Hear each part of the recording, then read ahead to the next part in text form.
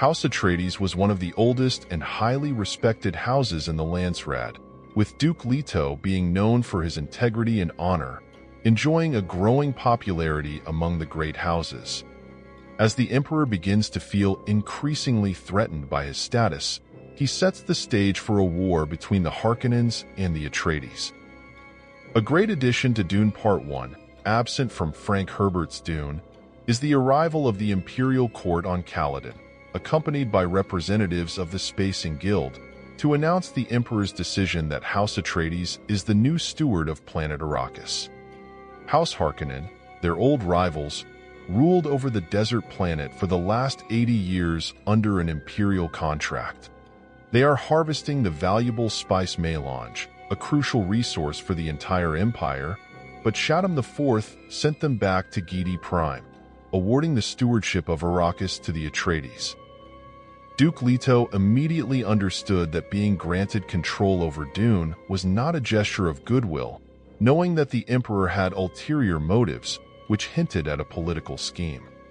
He is aware that the Harkonnens are plotting to disrupt the harvesting operations, causing a shortage in spice production for which he will be held responsible. The Baron has already secretly stockpiled huge quantities of spice, allowing him to skyrocket the prices when the shortage happens. Leto knows that the Baron and the Emperor are planning to destroy his house once they arrive on Dune, but he takes on the challenge anyway, thinking he can handle this political scheme and use the desert power to his advantage by forming an alliance with the native Fremen, but he just didn't have enough time. The decision to give Arrakis to Duke Leto served as a potent tool in hiding the Emperor's involvement in the events to come. House Carino knew that an outright attack on House Atreides would alarm the other great houses of the Landsraad, making them fear they could be targeted next, which would lead to a brutal war. To avoid this, the Emperor awarded the Atreides control over Arrakis as a show of good faith, and conspired with Baron Harkonnen to discreetly set up their downfall as soon as they arrive in Arrakis. The Harkonnen soldiers outnumber the Atreides forces, but the latter are the finest warriors in the Imperium, having been trained by Gurney Halleck and Duncan Idaho. To get the job done, the Emperor provided 3 battalions of his elite soldiers, the Sardaukar, wearing Harkonnen outfits during the assault to mask his involvement.